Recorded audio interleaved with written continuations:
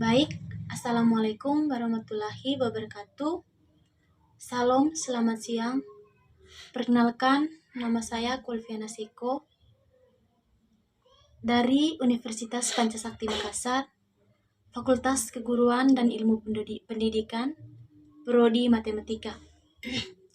Di sini saya akan memaparkan makalah yang berjudul Collaborative Learning. Baik, di sini saya akan menjelaskan apa itu collaborative learning. Collaborative learning atau belajar kolaborasi adalah salah satu strategi pembelajaran di mana para siswa dengan variasi yang bertingkat kerjasama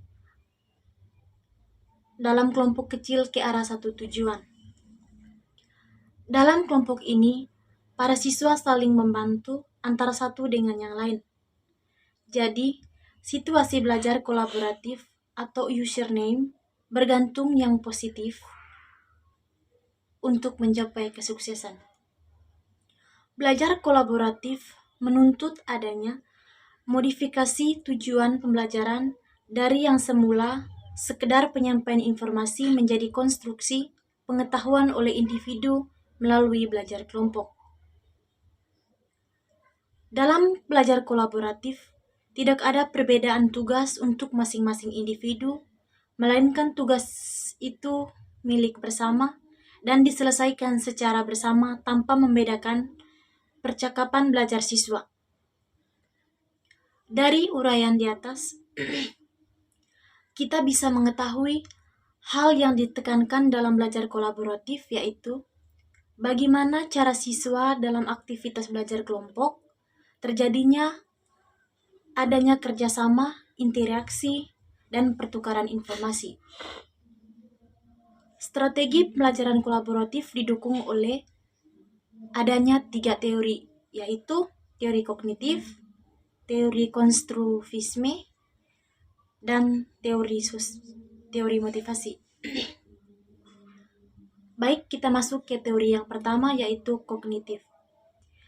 Teori ini berkaitan dengan terjadinya pertukaran konsep antar anggota kelompok pada pembelajaran kolaboratif, sehingga dalam satu kelompok akan terjadinya proses transformasi ilmu pada setiap anggota. Yang kedua, teori konstruktivisme. Pada teori ini, terlihat adanya interaksi sosial antara anggota yang akan membantu perkembangan individu dan meningkatkan sikap saling menghormati pendapat anggota semua kelompok. Yang ketiga, teori motivasi. Teori ini teraplikasi dalam struktur pembelajaran kolaboratif karena pembelajaran tersebut akan memberikan lingkungan yang kondusif bagi siswa untuk belajar, menambah keberanian anggota untuk memberikan pendapat, dan menciptakan situasi saling memerlukan pada seluruh anggota dalam kelompok. Baik, kita masuk ke poin yang berikut, yaitu poin B, penerapan collaborative learning di dalam kelas. Salah satu upaya untuk mewujudkan suasana belajar yang memungkinkan peserta didik berkomunikasi secara baik adalah dengan menggunakan metode pembelajaran kolaboratif learning atau pembelajaran kerjasama merupakan salah satu bentuk dari pembelajaran yang lebih menekankan kepada aktivitas dan kreativitas siswa. Metode ini meliputi berbagai cara untuk membuat peserta didik aktif secara awal melalui aktivitas-aktivitas yang membangun kerjasama kelompok dan dalam waktu yang singkat membuat mereka berpikir tentang materi pembelajaran. Relasi kolaboratif dalam pembelajaran adalah peserta didik dikelompokkan menjadi beberapa kelompok yang berbeda. Setiap kelompok diberi tugas untuk menyelesaikan salah satu masalah dengan cara kerjasama dan seluruh anggota kelompoknya. Setiap anggota kelompok diharuskan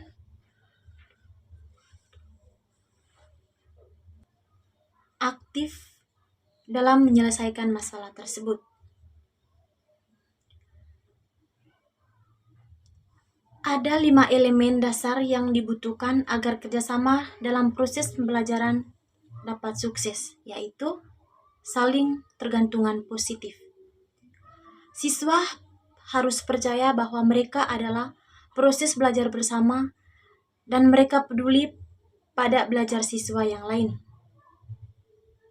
Dalam pembelajaran ini, setiap siswa harus merasa bahwa ia tergantung secara positif dan terikat dengan antar sesama anggota kelompoknya dan tanggung jawab menguasai bahan pembelajaran dan memastikan bahwa semua anggota kelompoknya menguasainya. Yang berikut, interaksi langsung antar siswa. Hasil belajar yang baik dapat diperoleh dengan adanya komunikasi verbal antar siswa yang didukung oleh saling ketergantungan positif. Siswa harus saling bertahan dan saling membantu dalam pencapaian tujuan belajar.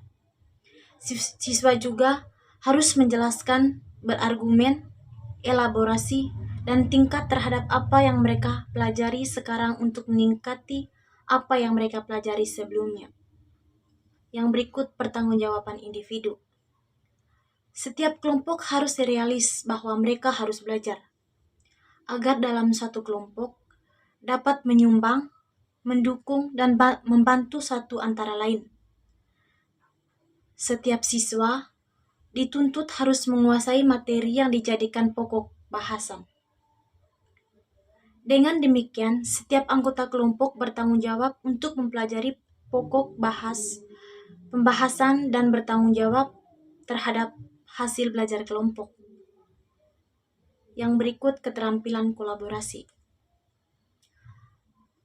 Keterampilan sosial siswa sangat penting dalam pembelajaran.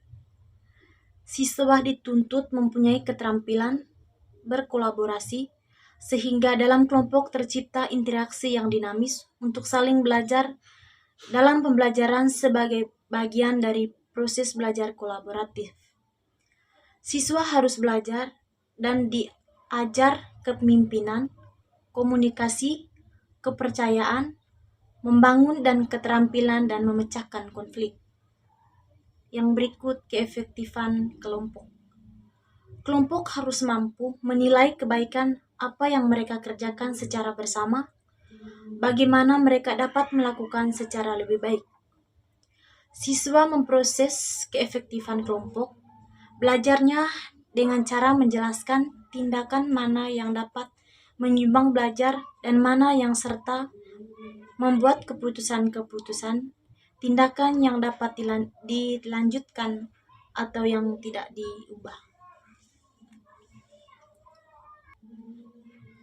Jadi, dalam mempelajari collaborative learning, ada kekurangan dan kelebihannya, yaitu yang pertama, kelebihan. Siswa belajar bermusyawarah. Yang kedua, siswa belajar menghargai pendapat orang lain. Yang ketiga, dapat mengembangkan cara berpikir kritis dan rasional. Yang keempat, dapat memupuk kreasi kerjasama. Yang berikut, adanya persaingan yang sehat. Dan yang berikut, kelemahan. Pendapat serta pertanyaan siswa dapat menyimpang dari pokok persoalan. Yang berikut, membutuhkan waktu yang cukup banyak.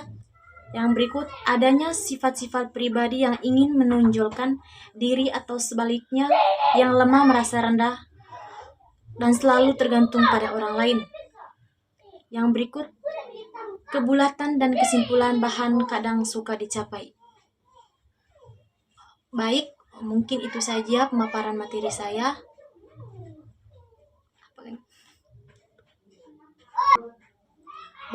Mungkin itu saja pemaparan materi saya. Mungkin ada kekurangan atau kata-kata saya kurang jelas. Saya mohon maaf.